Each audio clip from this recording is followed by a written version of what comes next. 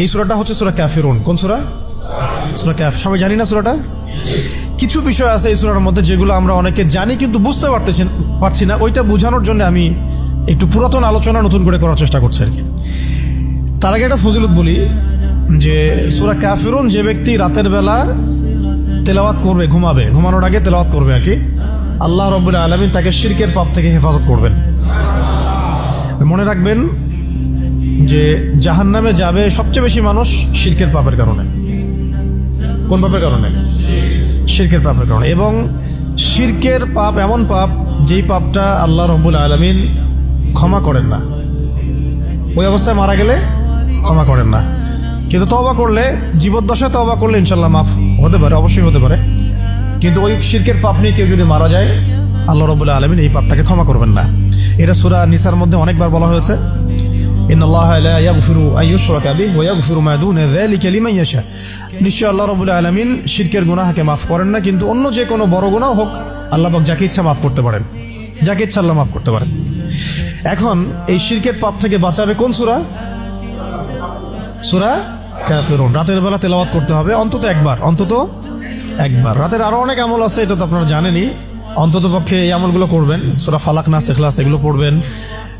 শেষ রাতে মোনাজাত করবেন। 2 রাকাত নফল হলেও পড়ার চেষ্টা করবেন। আল্লাহ পাক সবাইকে তৌফিক দান করেন। আর ঘুমানোর আগে সূরা বাকারার শেষের 2টা আয়াত পড়বেন বা 3টা আয়াত পড়বেন। সারা রাতের ইবাদতের নেকি হয়ে যাবে ইনশাআল্লাহ। 33 বার সুবহানাল্লাহ পড়বেন, 33 বার আলহামদুলিল্লাহ পড়বেন, 34 বার আল্লাহু আকবার পড়বেন। এছাড়াও তো আছে আল্লাহুম্মা বিইসমিকা আমুতু আহইয়া। এছাড়াও আরো অনেক দোয়া আছে, কয়েকটা বললাম। সূরা মুলক তেলাওয়াত করতে পারেন যদি সময় হয়, এবং করা উচিত, কারণ সূরা মুলকের তেলাওয়াত কবরের আযাব থেকে বাঁচাবে ইনশাআল্লাহ। এগুলো আমল করবেন। আমলটা বাড়ানোর চেষ্টা করতে হবে এই কারণে যে যার আমল বেশি তার মধ্যে নূর বেশি, আল্লাহ পাকের মারিফত বেশি, তার মধ্যে দ্বীনের ফিকিরও বেশি থাকবে এবং তার দোয়াও বেশি কবুল হবে ইনশাআল্লাহ। সে আল্লাহকে পাবে, কাছে পাবে। আমল ভালো হলে আখলাক ভালো হবে, আখলাক ভালো হলে তার দ্বারা সমাজ উপকৃত হবে। এবং আমরা খেয়াল করে দেখেছি সিরাতের কিতাবগুলোতে সাহাবায়ে কেরাম জিহাদের মাঠেও মেসওয়াক ছাড়তেন না, মানে আমলে তারা গুরুত্ব দিতেন, খুব বেশি আমলের প্রতিযোগিতা করতেন, কে কত বেশি আমল করতে পারে।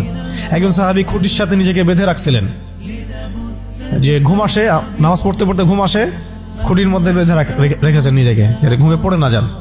তো পরে নবী সাল্লাল্লাহু আলাইহি ওয়াসাল্লাম বললেন যে এত মানে অতিরিক্ত কষ্ট না করতে বললেন। আল্লাহ পাক তো সবসময় তোমার ইবাদত কবুল করতে পারেন, নিজের উপর ইহসান করো, নিজের শরীরের হক আদায় করো। একজন সাহাবী তো এমন আমল শুরু করেছিলেন যে স্ত্রীর প্রতি তাকানোই বন্ধ করে দিয়েছেন এক সময়, হ্যাঁ তাই না? পরে স্ত্রী এসে অভিযোগ করছে, আমাকে তো আমার স্বামী দেখেই না।